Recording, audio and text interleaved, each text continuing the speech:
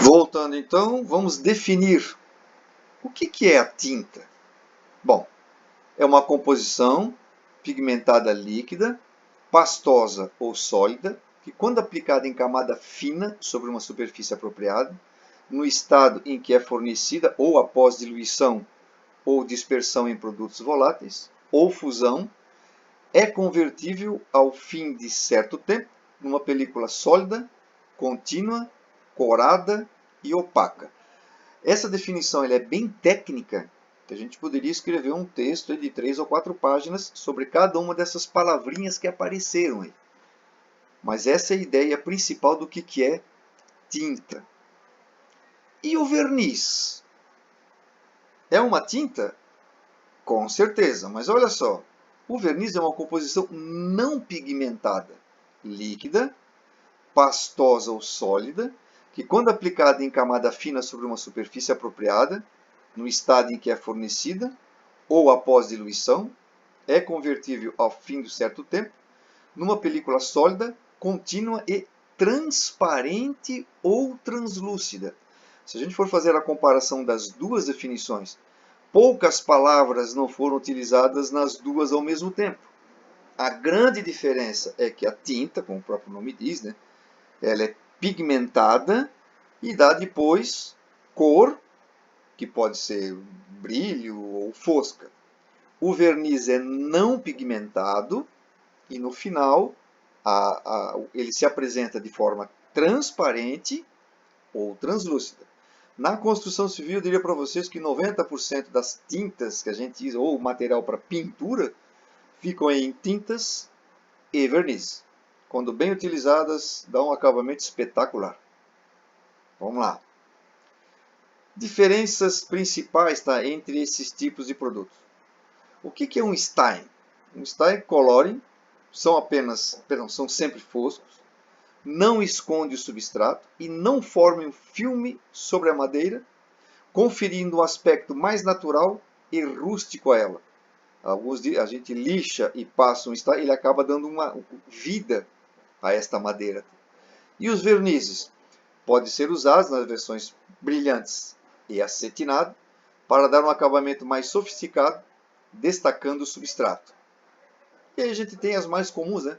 Tinta a óleo e esmaltes. Esses nomes a óleo e esmaltes, bem específicos da construção civil, já levam ao pintor ou ao profissional da área da construção civil saber quais vão ser os solventes que ele deverá usar para diluir a tinta dentro do padrão permitido do fabricante, para que a tinta continue tendo, né, sua produtividade,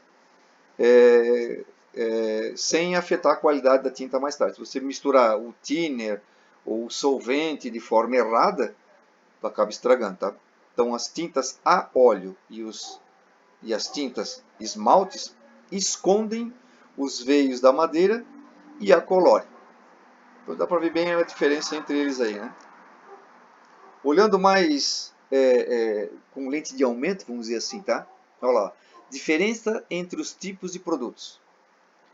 O verniz, ele forma uma película. Tá vendo ali? Ó? Essa linhazinha que está aqui na lente de aumento, ela está preenchendo alguns veios da madeira e acaba criando uma película por sobre a madeira, dando um acabamento bacana. Tá? Então ali, ó, esse é o relevo natural da madeira, cheio de ranhuras. E quando você faz a aplicação do verniz, há a formação de uma película.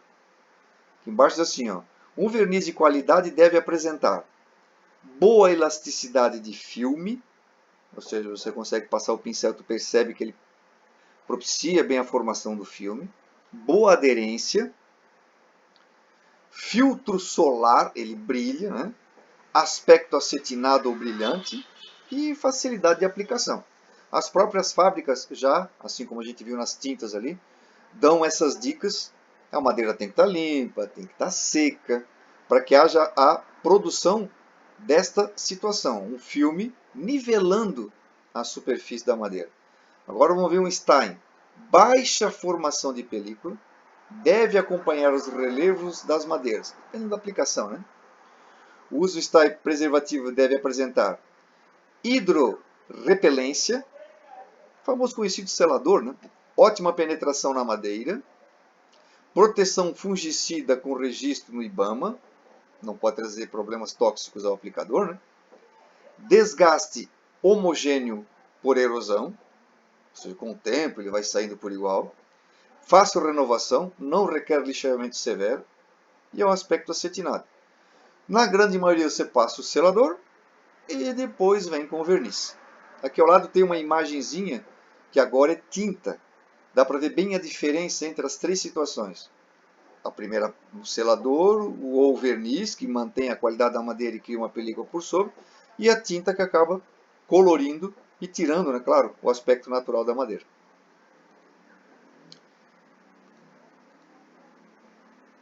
Vamos dar uma olhada nas famílias de tintas que a gente tem. Eu vou começar aqui o meu fluxograma em tintas e vou aqui para o lado esquerdo, tá?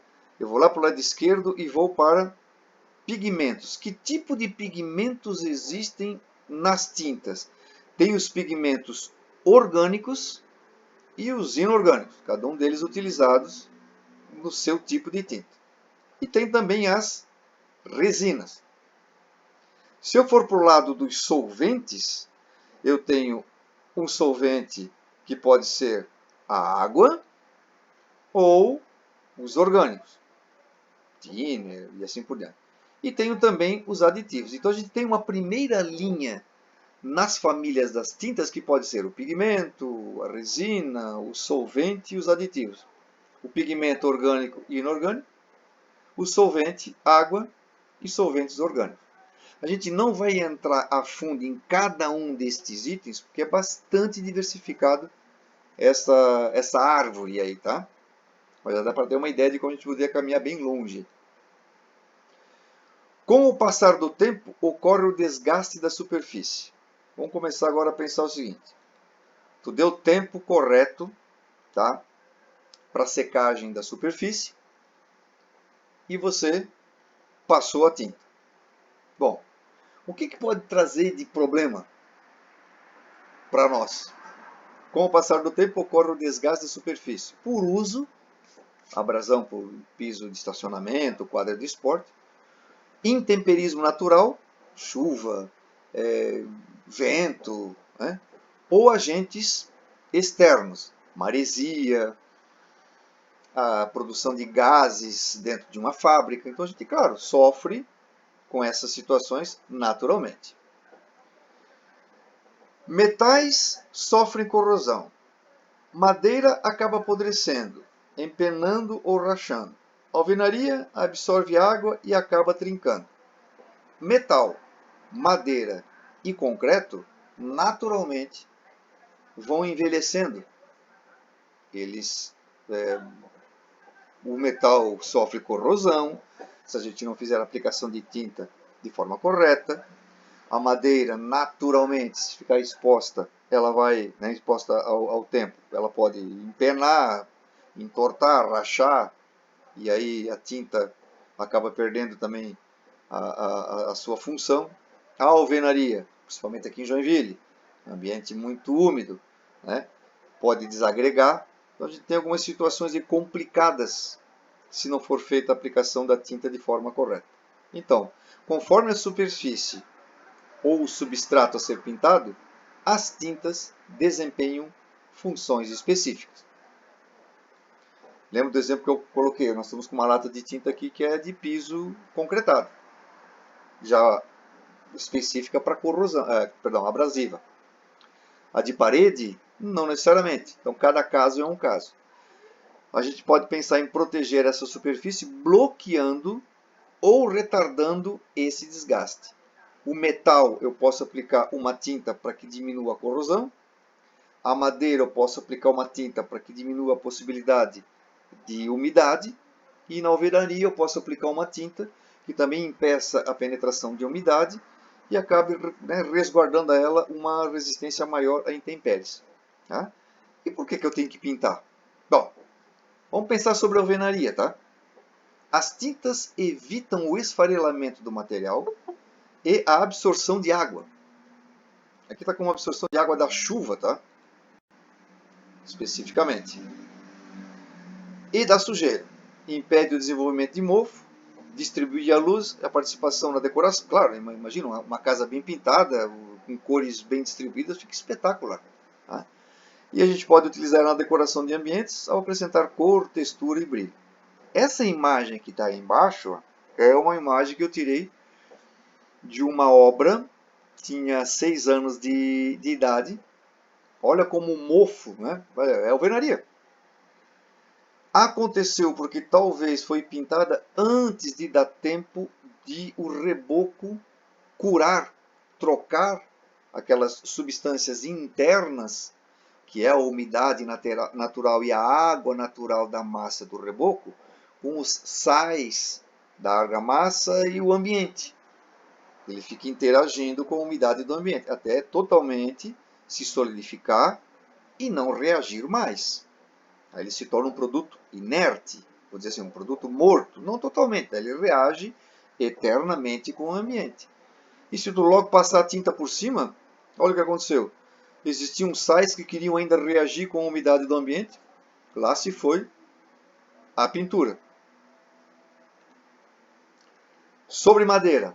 Além de contribuir para o efeito decorativo, a pintura é a solução para o problema de absorção de água e umidade, que geram rachaduras e o apodrecimento do material. E claro, pessoal, mesmo bem pintadinho, vai apodrecer a madeira. Ela não é eterna. Mas dá para entender de que se você colocar por sobre a madeira uma pintura de boa qualidade, dentro dos padrões estabelecidos por norma, ela aumenta em muito a vida útil.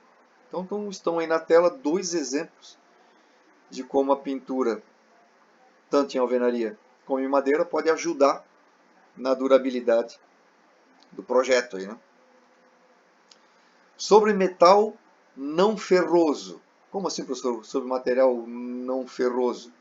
Vou dar um exemplo bem clássico, tá? O alumínio.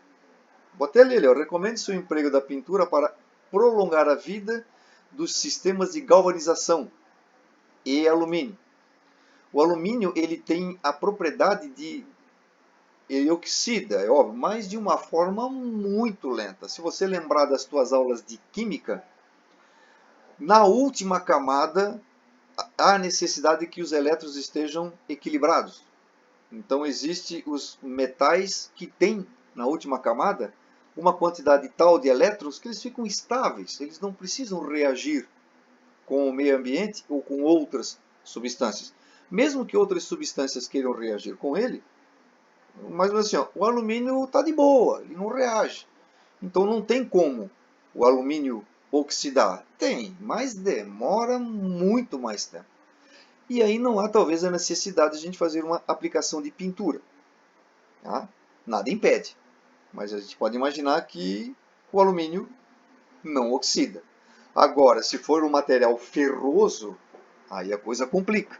Mesmo que ele seja galvanizado, que é um produto químico, que garante ao metal quase a mesma condição do alumínio de não reagir com o meio ambiente, se você pegar uma peça desta galvanizada e fazer um corte para fazer uma emenda com outra peça galvanizada, nesse corte vai criar um ponto de oxidação. Então, sobre metal ferroso, a tinta é a solução mais econômica que se conhece até hoje para combater a corrosão. Ou seja, a tinta, algumas são específicas para isso, tá? Inibe em muito o processo de corrosão. Tá? A gente encontra aí nos mercados, nas melhores casas do ramo. Ok? Sobre PVC, plástico. Né? Há muito tempo atrás, eu fiz um laudo de um projeto onde as esquadrias eram de PVC. E elas já vieram com a cor natural, branca. Então, a esquadria da janela era de PVC. E eles pintaram a esquadria de PVC. Descascou tudo. Tá? Por quê? Porque a tinta que foi usada era para alvenaria e não para o PVC. Por isso que eu coloquei esse detalhe aí. Ó. Nesse tipo de superfície, a pintura não tem finalidade específica de proteção. O PVC não oxida, não apodrece, mas sim de decoração ou sinalização de gases ou líquidos específicos, visando oferecer maior segurança em laboratórios, prédios e empresas. Então, a gente tem aí o material não ferroso, ferroso, PVC, teríamos o alumínio. A tinta vem com essa ideia, dar proteção e uma imagem mais agradável aos olhos dos ambientes. Vamos conversar um pouquinho mais sério, antes da gente se aprofundar na construção civil. Olha só, resistência a radiações energéticas. É a propriedade dos materiais de não sofrerem deterioração ou decomposição quando expostos a radiações energéticas, em especial as radiações provenientes do Sol, como a luz ultravioleta. Alguém já deve ter percebido que a tua casa, por exemplo, na parte da manhã, o sol da manhã ele não é tão intenso, bate de um lado da casa, e na parte da tarde bate do outro lado, né? Esse outro lado que pega o sol da parte da tarde, a tinta já se desgastou em função disso. A radiação ultravioleta acaba tirando o pigmento com mais velocidade do que os locais onde ele não incide. Tá? Plasticidade, fragilidade. Plasticidade é a propriedade do material de sofrer alterações de forma sob a ação de forças externas e as manter mesmo após a retirada destas forças, sem o aparecimento de fissuras. Você pega um caibro de madeira, você entorta ele um pouquinho, solta, ele volta na posição original. Ele tem essa propriedade, plasticidade. Claro que se você forçar demais, ele quebra, ele racha. Mas imagine você entortando ele um pouquinho, ele vai até um certo ponto, solta, ele volta à posição normal.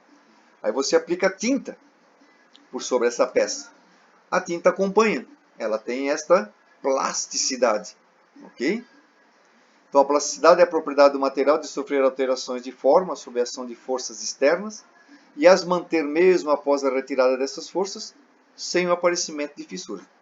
Já a fragilidade é a propriedade segundo a qual o material se rompe sob a ação de forças externas sem ter sofrido deformação. Se a tinta não for de boa qualidade, não tiver uma plasticidade para poder trabalhar desta forma, fissura a tinta, aumenta a possibilidade de infiltração de umidade, diminui a durabilidade da madeira nesse sentido, né? A gente consegue fazer essa relação. Reatividade química é a capacidade do material de combinar com agentes químicos do ambiente. Os materiais de alvenaria são porosos, absorvem e podem reter água, desenvolver e abrigar fungos e possuem comportamento alcalino.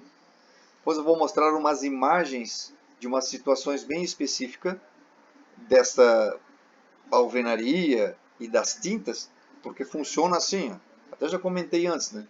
Você faz o reboco por sobre uma parede, essa massa de reboco ela tem água que reage com a cal e com o cimento, de tal maneira que ela se torna maleável, você distribui na parede, e essa água que você colocou na mistura, ela tem que evaporar para dar consistência e resistência.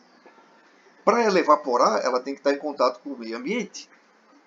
Se você aplica pintura antes desse processo finalizar, alguns destes produtos químicos que estão dentro do reboco vão querer reagir com o meio ambiente. E aí aparece aquelas manchas. Isso quando não dá propagação de fungos também, né? A especificação de pintura na construção civil deve ser feita mediante pleno conhecimento das condições ambientais e dos diversos tipos de substratos. Vou falar especificamente aqui de Joinville. Aqui é muito úmido. O que às vezes vem de durabilidade numa tinta dessa não levou em consideração o nosso ambiente, a nossa cidade, o nosso clima. Então sempre tem um pouquinho de diferença aí, mas nada tão complicado que a gente não consiga resolver. Tranquilo?